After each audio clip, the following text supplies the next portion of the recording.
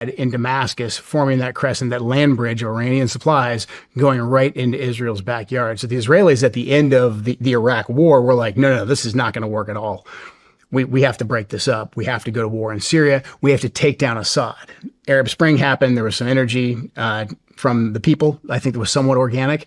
But then in short order, we came in and we said, we're going to work with the Israelis, but we're also going to have to work heavily with the Sunni population on the ground in Syria to create an uprising. And that's where ISIS came from. We worked directly with al-Qaeda. Hillary Clinton's emails confirm this. The operations that we were doing to support the so-called Free Syrian Army, and there were some moderates there, but the most effective guys initially were al-Qaeda and then eventually ISIS. Now, obviously, ISIS got out of control and they started plotting attacks in Europe. They started plotting attacks in America. They took over large swaths of Iraq. So we then had to go back and put out once again the brush fire that we had started and go after ISIS. And that's where I lost my late wife.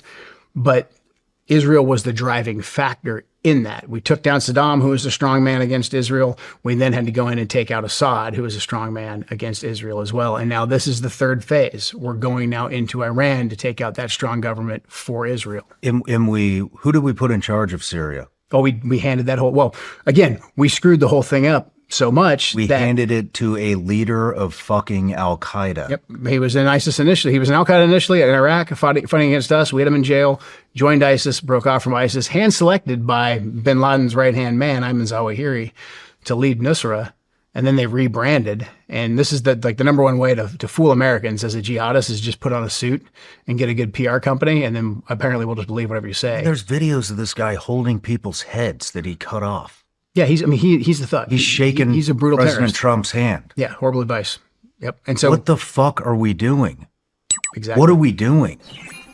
دیدن نادیده ها